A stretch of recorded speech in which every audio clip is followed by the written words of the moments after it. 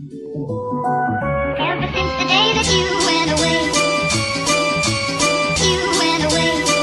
you've been sending flowers, flowers to me, flowers today, flowers today. Instead of sending flowers, come back to me and hold me in your arms again.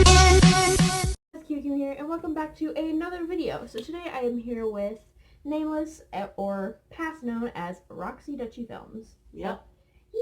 Hello. This is just a work in progress, head. Yeah. So today we are going to be talking about the importance of dino heads in the fandom, especially to younger furs. Yep. So here is my character. I still don't have a name for her. If you guys have any name suggestions, comment them down below. And then I have introduce 3 heads. yours. This is Lulu. She's a rabbit Utah Raptor hybrid. She's super cute. She is. She has lop ears. Yep. This is Delilah. I'm not really sure what species she is besides T-Rex, but I know for sure that she is a hybrid. She's been painted like 3 different times, Yep. I think. This is her 3rd time being painted. And this is my most recent mask, Trigger. Which I love. He is, well, I can't really say raptor. He's more of a dragon, Mm-hmm. but I'm still figuring it out because I don't have his species lore yet. Yeah. So basically that's just our dino masks. I only have 1 for now, but I'm planning on getting maybe 1 or 2 more in the future. Yeah. But basically we're just kind of talking about the importance. There's not going to be a script for this or anything, so we might ramble a little bit. But first I think that we should start it off with young furs. A lot of young furs are using this, and a lot of people are saying that it's not a fursuit for some reason. They like to say that it's fake. You're literally just buying a mask and painting it. For one, painting takes a lot of work, and for 2, people usually add ears, sew, and all that kind of stuff. Like this. See, I put a lot of effort putting these ears onto him, as well as Lulu. I hand sewed every single bit of her fur. Exactly, and you onto can her. customize your dino mask. People have made these into circles. I'm planning on making mine into a different People made them into species. dragons. Right. And there's just so many cool things that you can do with these. See, Lulu right here, she has clay molded on her eye and the bridge of her nose up here. Yep. See, this is what a normal raptor mask would look like.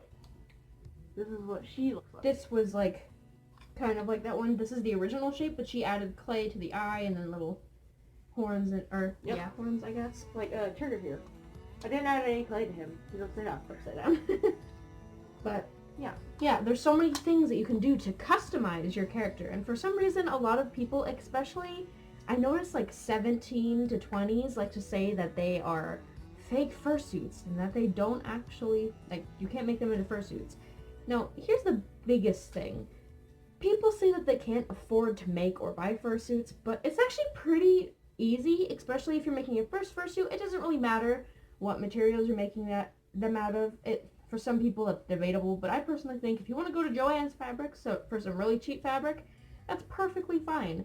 And at Walmart, it's only like, what, $15 for a huge thing that could probably make 3 to 4 different heads. Yep. And this, at some places, can be anywhere from $13 to literally like almost $100, depending on where you're buying it from. Especially on Amazon, that is the most Yeah. expensive place you can get it from. One of the other places you can get it from is Fred Meyer and Target. Yes. You cannot find it at Walmart. The Target where we go to is definitely cheaper. I think this was $13 if I remember, like 11. Yeah, and Raptor to masks were 13. $12. Yeah, and then at Fred Meyer they're $14 plus tax. And then definitely Amazon is much more expensive. But the thing is, if you want to make a fursuit, it's definitely cheaper because you can make a fully customized head for under $100. I remember my first ever fursuit head was literally made for, I want to say, under like $30, which is pretty dang good. But yeah, so basically I personally think that if you want to make a fursuit head, go ahead and make a fursuit head. Yep. If you want to make a fursuit head of a dino mask, go ahead and make it out of a dino mask. Yep. I'm currently working on this bean here, Trigger. I have to add spikes to his head. Mm-hmm. He will look different after I add everything, and it makes him look more unique. And one other thing, selling these guys. Yeah. If you only just paint it and add eyes into it, it's technically illegal because it has like less than 30% of the design changed.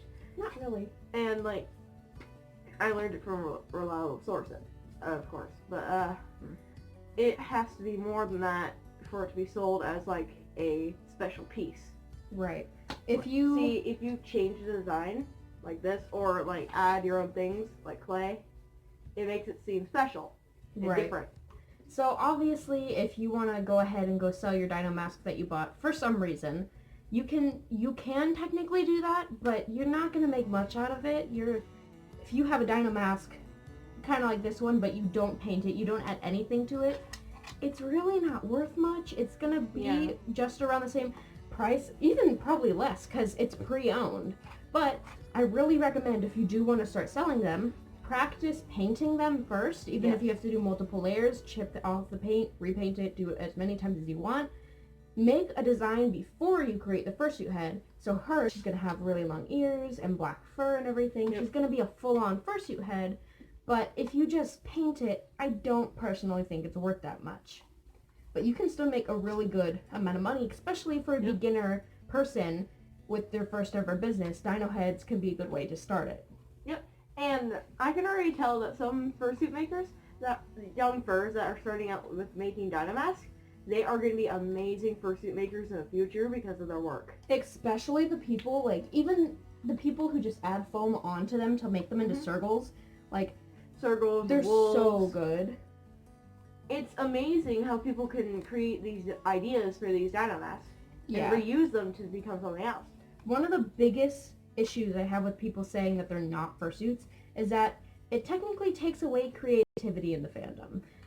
If somebody doesn't know how to create a dinosaur shape, which I don't know how to create any type of reptile shape. My biggest shapes that I can do are wolves, hyenas, dogs, and cats. That's why you explore with designs. Exactly. So when you have a dino mask and you create something on top of that, or you just paint it and add fur and everything, it takes out your, not takes out, it increases like your creativity. You feel more creative, you want to maybe paint more dino masks, and it inspires a lot of young furs that don't exactly have the money to go out and go buy fur and go buy foam at the time. It's definitely really good for people who are just beginning in the fandom. I actually remember some people at Spokane Throw that had, I think there was like 3 people there that had Raptor dino mask masks. and dino masks. Like, I saw one that looked, it was red, black, and white. Right. And half had like red and black, the other one had like white and like other things. Oh yeah, I remember Yeah, that. like I loved their design. I absolutely loved it. First time ever seeing a fursuit like that, because I did not know that dino masks were becoming a big thing in the fandom. Oh dude, I remember when I saw a dino mask at Fred Meyer, I freaked out and I was like, I want to do this before anybody else does it. Sadly, we didn't have the money to buy it at the time, so a month later they became super popular and I was like, dang it, I could have been the first to do that. But Hey, that's alright though. yeah, I remember, oh my gosh, I don't know if you remember, but at the con, one of the panels that we went into, there was a younger fur. She looked like maybe 10ish. She had a white dino mask and it was like dripping like rainbow out of the Yeah, eyes. she was very creative with it. She had speckles of rainbow colors on it. It was so cool. Yeah, it was one of these masks here, a T-Rex mask. Yeah. And But- these are the differences. Raptor masks look like this. T-Rex masks look like this. But yeah, it definitely inspires a lot of younger furs and gets them to have more creativity, especially for people who, for some reason, I don't get why parents do this, but the parents who aren't accepting of the like fandom and everything, little kids can go get a raptor mask, paint it, and they can just say it's a character or something. It doesn't have to be a fursuit completely, but yeah, it just basically helps out younger furs. It makes them more creative. It makes their mind just explore more different like mediums, like painting. Maybe somebody's not into painting and they can practice on a dino mask. And if they want to add foam to the mask, they can explore shapes. Right. Like, and then they start getting into foam making heads like this. It's such a good way to start making foam heads too. You start making them on a already made base, and then you go ahead and make your own bases in the future when you start getting used to the shapes. Like this. See, this is my 6 head, and my raptor mask I basically got after I started this guy.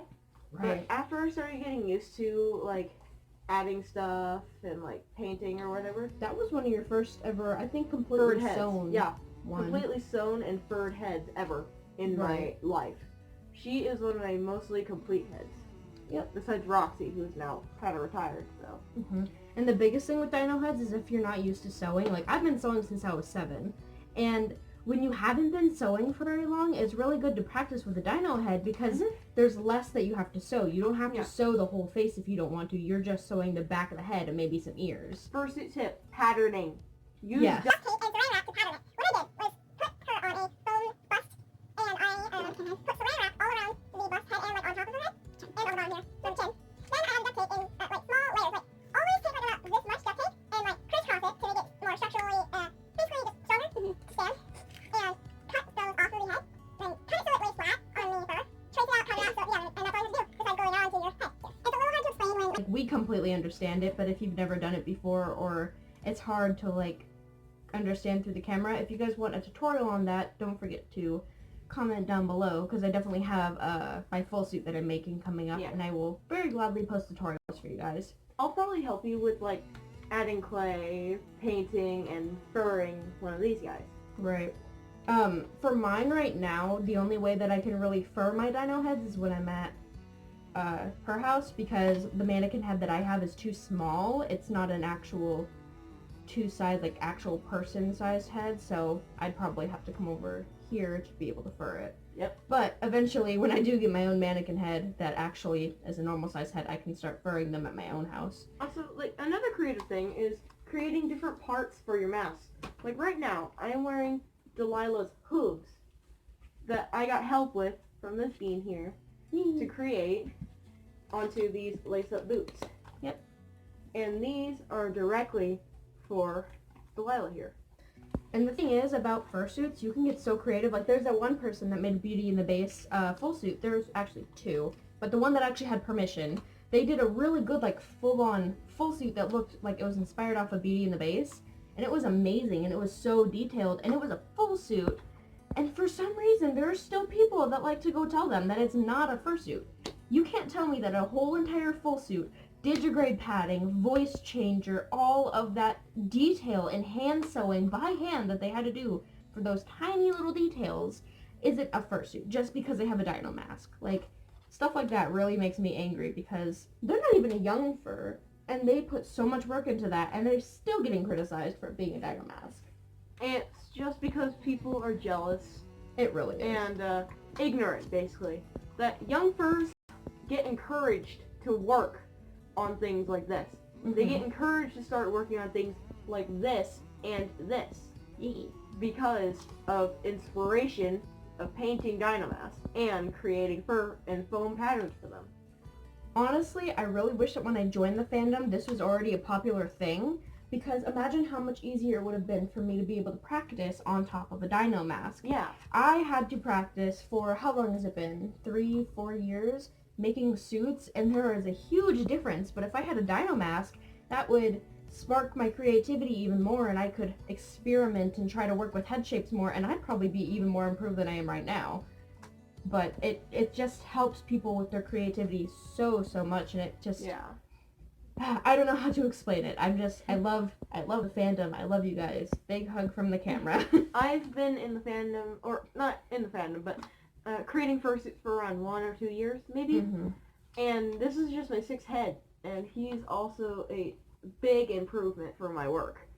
My first head, Roxy, she was falling apart a lot, and I seriously need to work on her legs again, and possibly redo her arms due to them falling apart due to my stitching job that I did.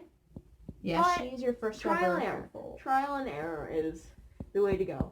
Yeah. You keep trying no matter how much you fail. You keep trying. You keep the grind going, but make sure not to overstress yourself. Yes. That's a big problem. Yeah, there's a lot of fursuit makers, including myself, where when you start doing commissions or when you go onto Instagram and you're just posting your work, you feel really stressed, like you have to keep doing it. For me personally, making fursuits is a thing that really helps my anxiety and helps me calm down. But for other people, it's just a sometimes I work on fursuits kind of thing, and then they stress themselves out. Yeah. And if I stopped making fursuits because of my first fursuit, because I liked it at the time, but later on I didn't. If I stopped making fursuits because I didn't like my first one, I probably wouldn't even like be in this fandom anymore because I would have quit. I would have given up, which is what a lot of people do. You wouldn't have to Hopka right now. I wouldn't even be improving. And comparing to Hopka, which I made, December? I finished him in December. Comparing to Hopka to a fursuit head base that I made literally I want to say last week, there's still a huge difference in improvement. The jaw is better structured, the ears are better structured. Like, every fursuit that you make over the years are going to improve a lot more. And starting off with the dino mask is going to help a lot of young furs and even older furs that just started making. Yeah. Older furs and like gray muzzles even. They're Right. looking into these. Right. And many of them are already creating these. Yeah. And it's inspiring younger furs to keep going as well. Yep. I don't know. Do we have anything else to talk about? Let's see. I don't think so. That's it. But yeah, basically these masks are amazing. It really does spark creativity, and if you have a kid that is starting off in the fandom and you just have an extra $13 to spare, I really recommend going to go get this for your kid, or even if they're a teenager or an adult. But yes, that's it for this video. I hope that you guys like it. Comment a paw emoji or the word cookie down below if you have made it to the end of this video. Like, subscribe, comment. I love you all, and bye-bye.